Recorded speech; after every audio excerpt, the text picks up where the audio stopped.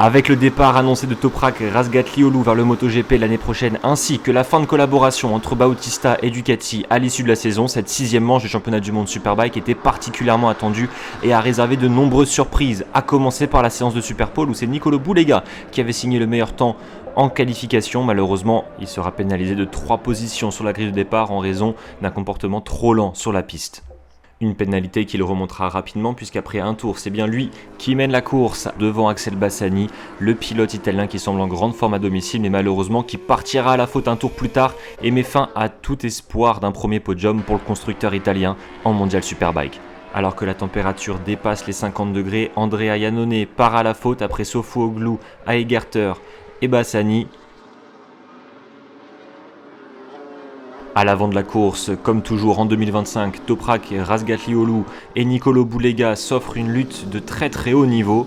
Le pilote BMW et le pilote Ducati ne vont pas se lâcher d'un pouce durant les 15 derniers tours. Nicolo Bulega qui optera pour une course d'attente à l'affût d'une erreur du pilote turc. Alors qu'à l'arrière, son coéquipier Alvaro Bautista tentera de donner tort à ses dirigeants en dépassant Sam Loves et en remontant un maximum de positions. À la lutte pour le podium, Alex Loves fait preuve d'un excellent rythme en fin de course et remonte sur Danilo Petrucci qui est en mesure de terminer devant Alvaro Bautista et lui aussi de se positionner pour le guidon officiel en 2026. Le pilote italien qui est en mesure de positionner une deuxième Ducati sur le podium alors qu'Alvaro Bautista tente encore de dépasser Sam Loves en vain. À l'avant, Toprak Razgatlioglu sera parvenu à creuser l'écart d'une petite seconde sur Nicolo Bulega et décroche un 4e succès en 2025 devant Nicolo Bulega et Danilo Petrucci.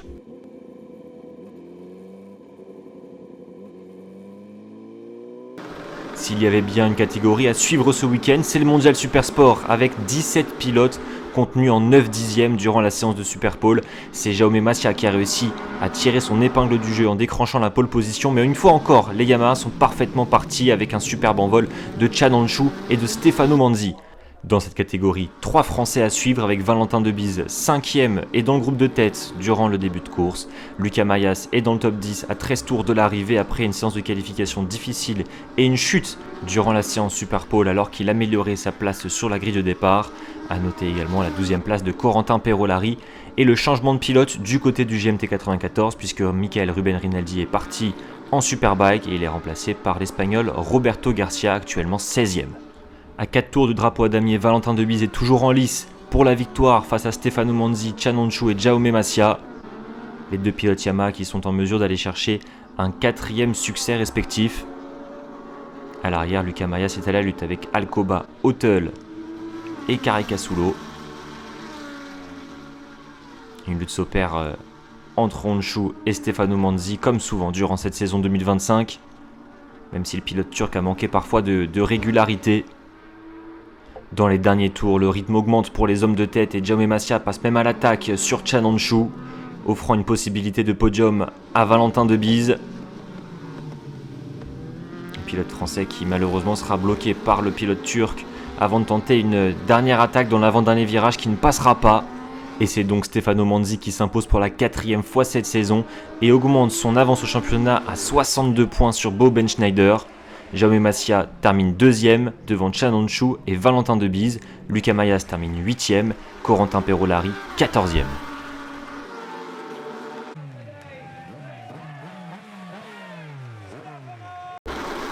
La deuxième manche Superbike s'élance avec aucune Ducati sur la première ligne puisque Toprak Razgatlioglu s'élance devant Alex Loves et Andrea Locatelli, les 3 hommes qui ont terminé sur le podium de la course Superpole, alors que Nicolo Bulega s'est fait emporter par Axel Bassani un peu plus tôt dans la journée et l'a relégué à la 10e place sur la grille de départ.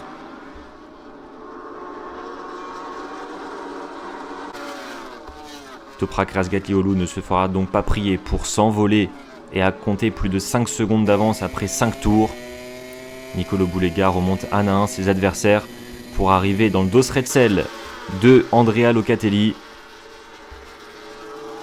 Passage sans encombre pour le pilote Ducati qui ne pourra faire mieux qu'une 2e place sur cette course. Mais à l'arrière, il y a de l'action avec notamment Alvaro Bautista bien décidé à aller chercher un podium à domicile alors que Jonathan Rea part à la faute et ne trouve décidément pas la solution sur la Yamaha. À 10 tours de l'arrivée, Alvaro Bautista effectue le geste parfait pour s'emparer de la 3e place face à Andrea Locatelli, alors qu'Alex Loves part à la faute, la 4e chute de cette course 2 en Superbike. À l'arrière, Gareth Garloff montre l'écrou pour la première fois cette saison avec sa Kawasaki, seul pilote de la marque japonaise engagé cette année en Mondial Superbike. Andrea Iannone conclut un week-end cauchemardesque par une ultime chute, preuve qu'il n'aura pas trouvé la solution sur le tracé italien. À l'arrière, Scott Redding part à la faute et ne semble donc pas trouver la solution sur sa Ducati Bonovo. Alors qu'à l'avant, Toprak Razgatlioglu compte plus de 10 secondes d'avance sur Nicolo Bulega. Il est en mesure de se rapprocher à 9 petits points au championnat du pilote italien. Le pilote turc décroche donc un triplé en Italie pour la 2e année consécutive et une 5e victoire cette année devant Nicolo Bulega et Alvaro Bautista.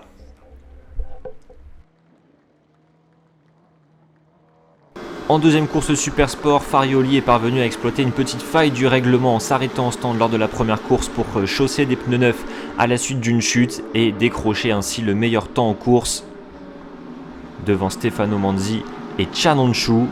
Bien mieux positionné au départ de cette 2e manche, Luca Mayas est à la lutte avec Jaume Masia. Malheureusement pour le pilote numéro 94, Corentin Perolari manque totalement sa manœuvre et vient le percuter de plein fouet. Valentin Debise est donc le dernier français en lice de cette 2e manche Supersport, mais a connu un départ plus difficile qu'en première manche et se retrouve au-delà du top 10. Alors qu'un groupe de 6 pilotes se détache à 16 tours de l'arrivée, Farioli manque totalement son freinage et vient percuter Tom Bouthamos, 3e au championnat, qui connaît donc un week-end difficile, alors que Boben Schneider est relégué à la 12e place. Stefano Manzi et Chan Honshu n'en demandaient pas tant pour prendre l'avantage au championnat. Les 2 pilotes Yamaha sont poursuivis par 2 Ducati et notamment Philippe Hottel qui semble trouver un second souffle sur sa Ducati depuis la manche tchèque. Valentin Debise amorce la remontada puisqu'il est 5e à 1 seconde 7 du groupe de tête, mais malheureusement coup de théâtre pour Stefano Manzi qui part à la faute. Le leader du championnat, victime d'une piste de Misano très piégeuse. Le pilote italien qui laisse s'envoler 25 précieux points. Marcel Schroeter lui aussi est victime d'une chute.